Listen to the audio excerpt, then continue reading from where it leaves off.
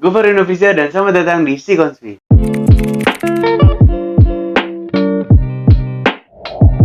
Oke teman-teman, di video kita kali ini gue bakal membahas salah satu kecelakaan pesawat yang sampai sekarang proses penyelidikannya masih dilaksanakan.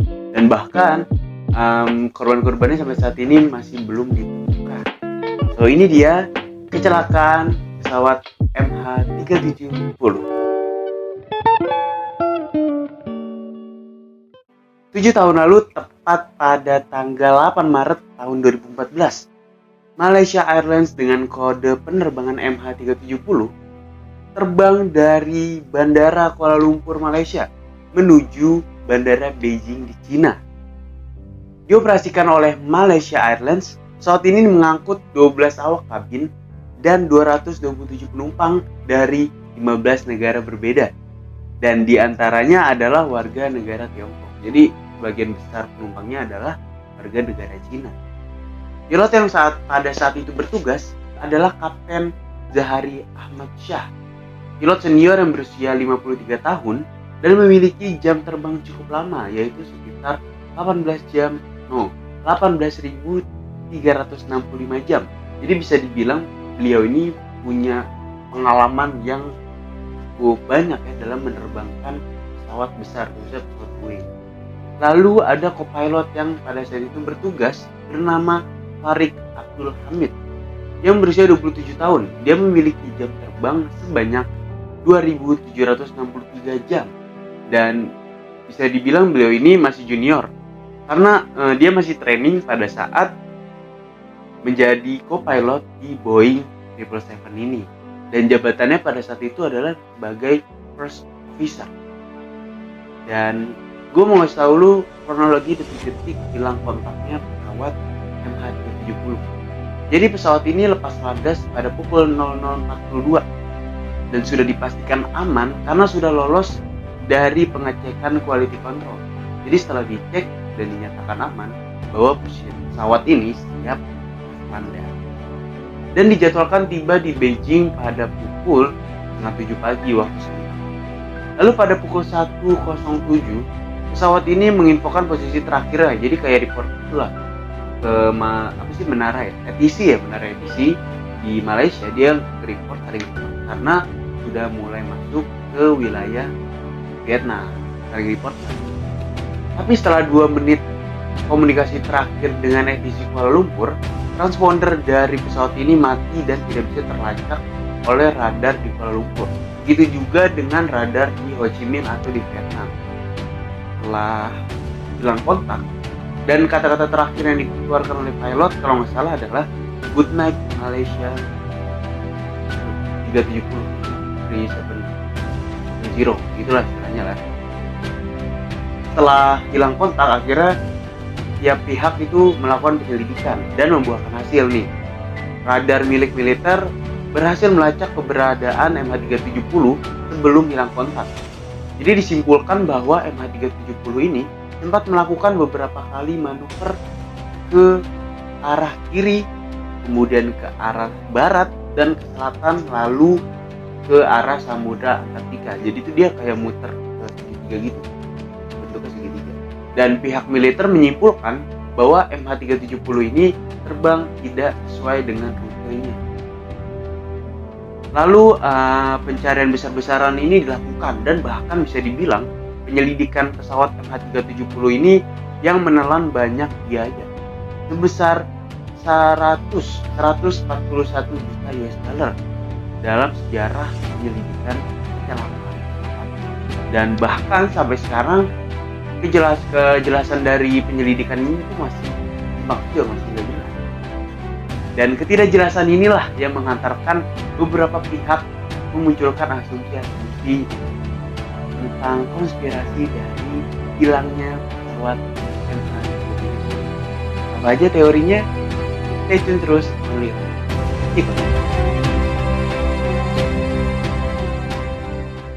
Teori yang pertama adalah jatuh ditembak. Rush Limbaugh, pembawa acara bincang-bincang radio dan komentator politik Amerika Serikat, menyebutkan bahwa MH370 itu ditembak jatuh oleh negara musuh yang tidak dikenal. Jadi dikutip dari perkataannya, dia bilang gini, bagaimana kalau pesawat itu terbang bersama dan mengalami kegagalan elektronik total. Jadi semua lampunya mati, dan tau kan sih kalau pesawat kan ada yang dikit-dikit gitu ya, ada pesawat lewat gitu, ya kan? Nah, lampunya mati, bener-bener gelap, tapi mesin tetap nyala. Dan kebetulan banget mereka lewat di negara yang sedang perang konflik. Lalu ditembak. Setelah yang nembak tuh tahu kalau ini yang ditembak adalah pesawat Mercy. Dan akhirnya tidak ada yang mau mengakui. Itu asumsi dari si itu tadi. Apa namanya? Lupa. Namanya bahasa Inggris. Itu dia. Katanya ditembak jatuh oleh negara yang sedang berperang. Teori yang kedua adalah Vladimir Putin tahu penyebab kecelakaan MH370. Seorang ahli mengklaim pesawat Malaysia Airlines MH370 dibajak oleh negara Rusia atas perintah Vladimir. Motor siapa sih? Buset.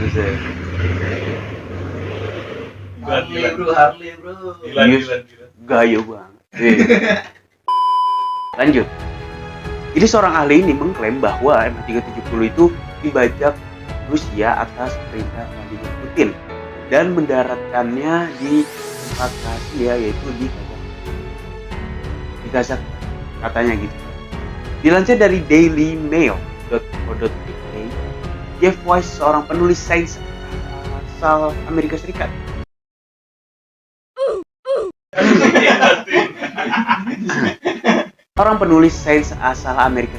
yang mempelopori peliputan CNN tentang kecelakaan MH370 menyatakan bahwa teori anehnya pada sinyal drifting yang dilepaskan pesawat selama 7 jam setelah hilang yang dicatat oleh perusahaan telekomunikasi asal Inggris yang bernama Inmarsat. Weiss percaya bahwa pembajak memasukkan data navigasi pesawat yang membuatnya tampak seperti ketinggalan. Padahal pesawat itu dibawa ke tempat namanya itu Cosmodrome Baikonur yang disewa Rusia dari Kazakhstan. Weiss mengakui di New York Magazine bahwa dia tidak tahu mengapa alasan Vladimir Putin membajak pesawat MH370. Dan kebetulan juga di pesawat itu ada 3 orang Rusia dan 2 orang diantaranya adalah pemegang paspor Ukraina. Yang kayak kita tahu kan Rusia sama Ukraina tuh lagi konflik, dan kemungkinan ini bisa nih jadi teori kuat bahwa MH370 dibajak oleh pemerintah Rusia. Teori yang ketiga, diambil alih peretas. Pada akhir Juli, kepala penyelidik pemerintah Malaysia, Kok Su Chon, mengatakan bahwa pesawat itu dialihkan ke kontrol manual sebelum menghilang di udara. Dia tidak mengesampingkan campur tangan oleh pihak ketiga, dan ini memicu bahwa teori pesawat MH370 diambil jarak jauh oleh peretas. Seorang mantan penerbang militer yang nggak mau disebutin namanya menyampaikan bahwa teori ini kepada Forbes bahwa seorang penumpang gelap bersembunyi di lemari listrik dan avionik di bawah kabin utama. Jadi dia ini sebelum naik dan mengambil ahli kendali Boeing 777 ini menggunakan perangkat elektronik portable dan pengetahuan yang cukup tentang mekanisme penerbangan. Lalu kemudian dia menurunkan tekanan pesawat dan mematikan peralatan oksigen secara perlahan di kabin utama yang mengakibatkan semua penumpang pesawat itu pingsan dan tidak sadarkan diri sebelum akhirnya dia mengendalikan pesawat ke lautan. Kok ke lautan? Kok ke lautan? Kayak salah nih. Kayak salah. Jadi tuh dia bener-bener kayak mengendalikan. Oh bukan cuy. Salah pesawat. Hah? Salah pesawat. Tunggu, salah pesawat. Kayak gitu. Jadi tuh dia bersembunyi di bawah lemari listrik dan menyiapkan alat elektronik portable dan pengetahuan yang cukup tentang mekanisme penerbangan. Jadi dia hack bagaimana caranya dan dia bajak, lagi-lagi dibajak. Lalu teori yang keempat adalah pencurian organ penumpang. Udah tua ya Pak? Kacau boy. Barangnya bagus nih.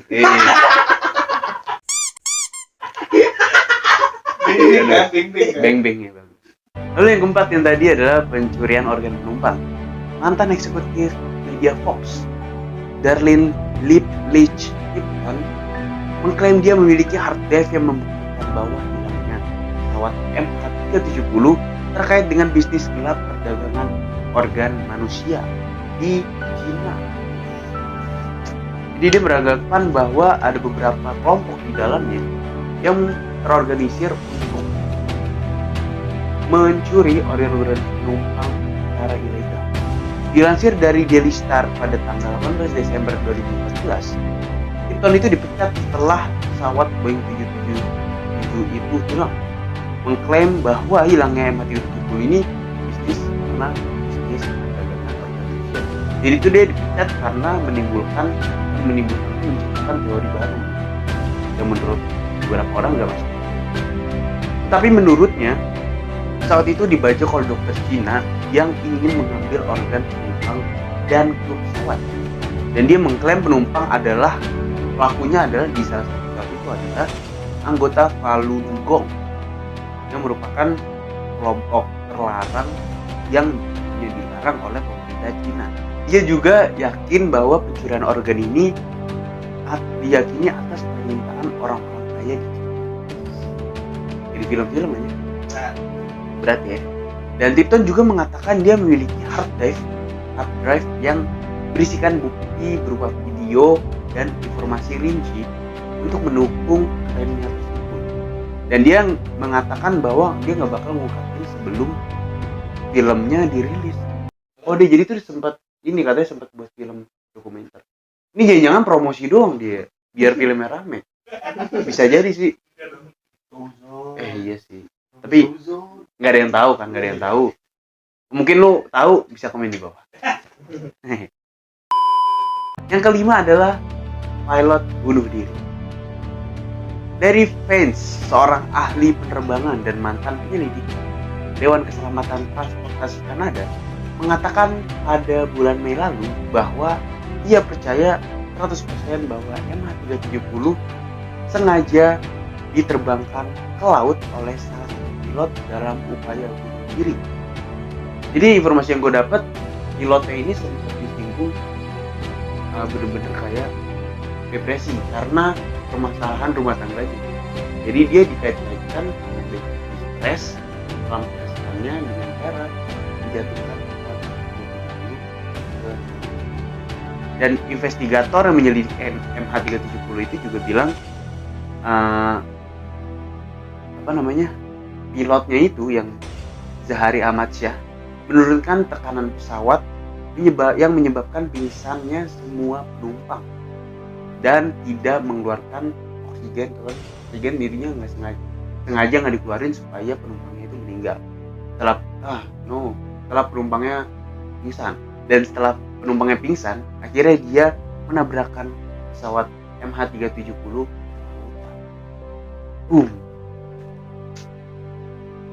Kacau. Pernyataan ini diiyakan oleh Perdana Menteri Australia Malcolm Turnbull pada tahun 2016 yang menyebut bahwa sangat mungkin kalau Kapten MH370 ini merencanakan peristiwa bunuh diri pada saat mengudarakan pesawat MH370. Itulah tadi beberapa teori-teori konspirasi tentang kecelakaan hilangnya pesawat MH370. Ada pesawat. Ntar ada helikopter. Helikopter.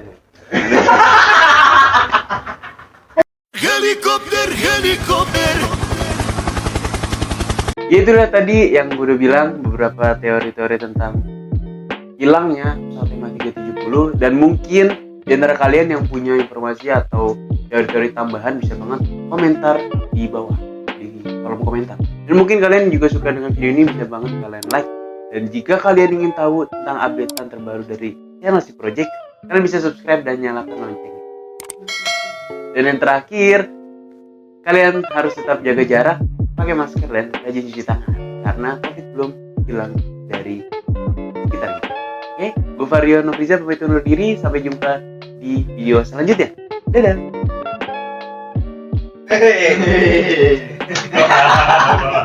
Terima kasih untuk yang sudah nonton video ini dan jangan lupa like, comment, and subscribe. Oh iya, jangan lupa buat nonton video kita selanjutnya. Oke, thank you. Kacau emang nih si project.